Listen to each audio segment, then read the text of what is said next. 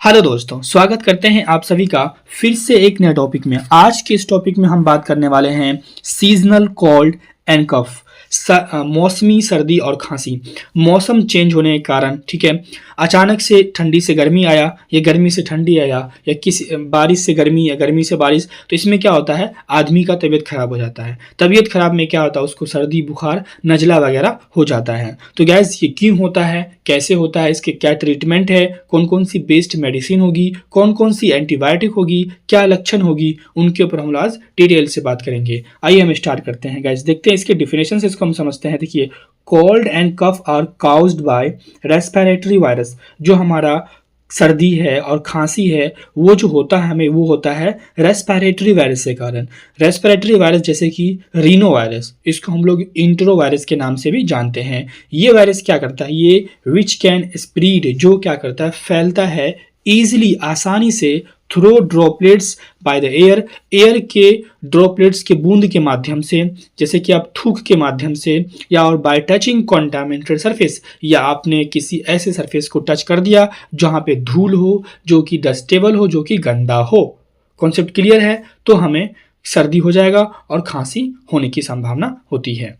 वही मैंने यहाँ पे हिंदी में लिख दिया है, तो आप इसे इजीली पढ़ सकते हो। और जो कॉमन कोल्ड है वो होता है किसके कारण, वो होता है रीनो वायरस के कारण। ये एक तरह के क्या है, हमारे रेस्पिरेटरी वायरस है, ठीक है।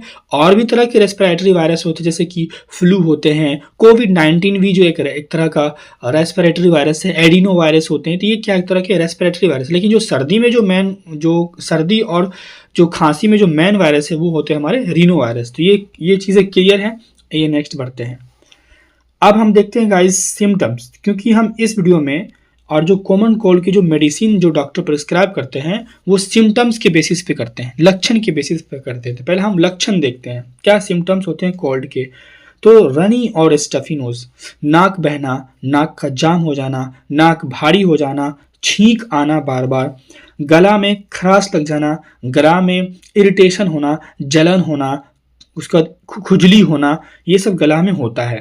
देन खांसी होना, सर दर्द होना, माइल्ड बॉडी एक्स, बदन में हल्का हल्का दर्द होना, बदन का टूटना, पैर में दर्द होना, काफ में दर्द होना, ठीक है, सर भारी लगना। देन लो ग्रेड फीवर, हल्का हल्का बुखार लगना और आंख से पानी निकलना, आंख से भी पानी आएगा और नाक से भी पानी निकलेगा, ठीक है, नाक भी बहेगा, आंख से भी पानी आएगा, मुंह में थूक भी आते हैं, भूख भी कम लगता है और ठंड भी लगता है। तो ये सब क्या है, सिम्टम्स है हमारे कोल्ड के, ठीक है, एंड कफ के।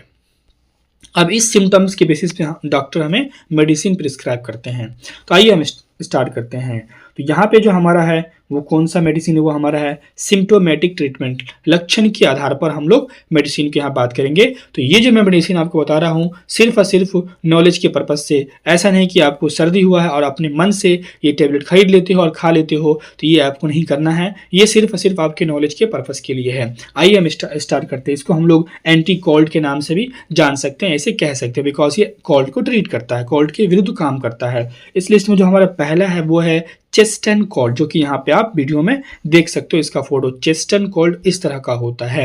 इसके अंदर जो इसकी कंपोजिशन है ये 3 तरह के साल्ट से मिलकर बना होता है। जो हमारा पहला साल्ट है वो है सिट्रेजिन डाइहाइड्रोक्लोराइड।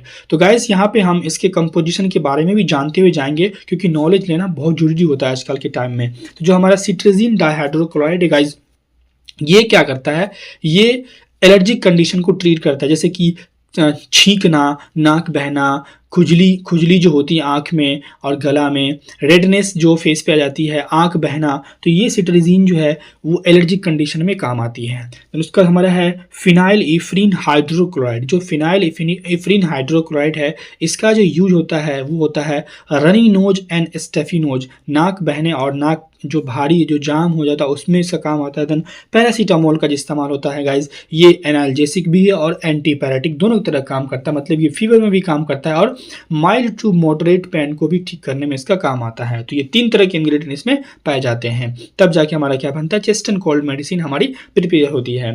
डोज की हम बात करें गाइज तो 2 टैबलेट से पर डे खा सकते हैं, ठीक है। देन इसका जो मैक्सिमम जो कोर्स ड्यूरेशन है, कितना लंबे समय तक इसे खाया जा सकता है, तो ओनली फॉर 7 डेज तक इसे खाया जा सकता है। अगर हम इसके साइड इफेक्ट की बात करते हैं, क्या नुकसान हो सकते हैं इस टेबलेट को खाने से, तो ड्राउसीनेस या डिजीनेस, स्लीपी फील होना, नींद ओंघ आना सुबह में और चक्कर जैसा हो सकता है। ये जो कॉमनली होता है ये सिट्रजिन के वजह से होता है, क्योंकि इसके अंदर सिट्रजिन पाया जाता है, जिसकी वजह से जो कॉमनली ड्राउसीनेस या डिजीनेस देखने को मिलते हैं। जो स्टोमक है वो अपसेट हो जाता है, लाइक जैसे कि नोजिया के सिम्टम्स देखने को मिलते हैं, और जो आपका मुंह है और जो क्या गला है वो सूख जाएगा, ठीक है, ड्राई हो जाएगा। तो ये थे ऑल अबाउट किसके बारे में, हमारे पहले चेस्ट एंड कोल्ड मेडिसिन के बारे में। देन हमारा जो सेकेंड मेडिसिन है वो हमारा है विकोरिल टैबलेट। अगर इसके हम कंपोजिशन की बात करते हैं तो इसमें भी 3 तरह के साल्ट पाए जाते हैं। तो फर्स्ट वन इज़ पैरासीटामोल, जो हमारा पैरासीटामोल इसमें है। तो दूसरा हमारा है phenylephrine hydrochloride and the third ingredient हमारा है क्लोरफेनिरामाइड मिलिएट। जो हमारा क्लोरफेनिरामाइड मिलिएट है, इसकी अगर हम यूजेस की बात करते हैं, इसका इस्तेमाल हम क्यों करते हैं, बिकॉज ये रनी नोज में काम आता है और कई तरह के एलर्जिक सिम्टम्स में इसके इस्तेमाल किए जाते हैं। देन पैरासीटामोल का तो आपको पता ही है, फीवर और पेन को ठीक करने में होता है। देन इसका हमारा फिनाइल इफ्रीन हाइड्रोक्लोराइड, इसका इस्तेमाल जो होता है runny nose and stuffy nose में। कॉन्सेप्ट क्लियर है। इसकी डोज की अगर हम बात करें तो 1 टेबलेट बीडी देना है, 1 टेबलेट सुबह, देन 1 टेबलेट शाम में। ये डोज जो है अडल्ट के लिए है, और ये अडल्ट के लिए है भी, तो उसे आपको यूज़ नहीं करना है, ओनली फॉर नॉलेज के पर्पज़ के लिए वीडियो बनाया जा रहा है। साइड इफेक्ट की अगर हम बात करते हैं कि क्या नुकसान हो जाते हैं, तो डिजीनेस देखने को मिलते हैं, जैसे कि चक्कर आना, वर्टिगो वगैरह। ड्राउसीनेस मतलब होता है गाइस सुबह में नींद आना, ओंघ आना, बैठे बैठे ओंघते रहोगे, ठीक है, ड्राई माउथ, मुंह सूख जाना, और नर्वसनेस, क्या बोलते हैं कि बदहाल होना, घबराहट होना, बुखला जाना, ये सिम्टम्स हो सकते हैं ऑल अबाउट विकोरिल टैबलेट के। देन थर्ड वन इज हमारा जो थर्ड टैबलेट है गाइज, वो हमारा है एलरसेट कोल्ड। जो हमारा एलरसेट कोल्ड की अगर हम बात करें तो इसके अंदर भी 3 तरह के इंग्रेडिएंट मौजूद होते हैं। The first one is levocetirizine dihydrochloride. Then levocetirizine की अगर हम यूजेस की बात करते हैं, इसे क्यों यूज़ किया जाता है, इसका गाइस मेनली जो होता है हिप्स में, जैसे कि जो पित्ती उछल जाता है उसको, इसमें इसका अच्छा उपयोग होता है, नाक बहने में, खांसने में, बिकॉज ये क्या गाइस एंटी हिस्टामिनिक कैटेगरी की ड्रग होती है। ये एंटी हिस्टामिन ड्रग क्या करते हैं, ये हिस्टामिन के रिलीज को इनहिबिट करते हैं, रोकते हैं, बिकॉज जो हिस्टामिन है ना वो एलर्जिक कंडीशन को कॉज करने के लिए रिस्पॉन्सिबल होते हैं। देन जो हम पैरासीटामोल है उसके बारे में पता ही है आपको। देन फिनाइल इफ्रीन की अगर हम बात करें तो रनिनोज एंड स्टेफिनोज में इसका इस्तेमाल होता है। तो गाइस ये थे ऑल अबाउट आपके क्या बोलते हैं कंपोजिशन ऑफ एलर्सेट कोल्ड। देन इसकी अगर हम खुराक की बात करते हैं तो सिर्फ 1 टैबलेट लेना आपको, वो भी रात में आप खाना खा लो, जब सोने जाओगे जैसे आप खा सकते हो, या सोने से पहले इसे खा सकते हो, बट आफ्टर मील आपको खाना खाने के बाद खाना है। साइड इफेक्ट की बात करते हो तो फीलिंग स्लीपी लाइक ड्राउसीनेस जैसे होते हैं, नींद आना, ओंघ आना, पेट में हल्का हल्का दर्द होना, चक्कर जैसा महसूस होना और मुंह का सूख जाना। ये ऑल अबाउट क्या थे, हमारे एलर्सेट कोल्ड के बारे में था। तो गाइज हमने यहाँ पे जो है 3 टैबलेट देखा हमने on the basis of their symptoms. Now जो हमारा अब है, आप सिम्टम्स के बेसिस पे अगर जैसे कि पेशेंट को नॉर्मल खांसी हो रही है, सीवियर खांसी नहीं है, नॉर्मल है, हल्का है, तो उस खांसी में जो अगर हम ड्राई कफ की बात करते हैं, अगर सूखी खांसी की किसी को हो रहा, उसमें हम क्या देंगे, हम उसमें देंगे पिरिटोन CS सिरप। पिरिटोन CS के अंदर पाया जाता है हमारा क्लोरफेनिरामाइन मिलिएट एंड डेक्स्ट्रोमिथोरफेन हाइड्रोब्रोमाइड। गाइस डेक्स्ट्रोमिथोरफेन का जो यूज होता है वो एंटी ट्यूसिव की तरह होता है। एंटी ट्यूसिव क्या कराता है, ये कफ से रिलीफ करवाता है। देन क्लोरफेनिरामाइन की अगर हम बात करें तो वो तो एलर्जिक कंडीशन को ठीक करने में इसका इस्तेमाल है, जैसे कि रनी नोज वगैरह में इसका इस्तेमाल होता है। तो इसमें 2 तरह के इंग्रेडिएंट होते हैं, क्लोरफेनिरामाइन मिलिएट एंड डेक्स्ट्रोमिथोरफोन हाइड्रोब्रोमाइड। समझ में आ गया।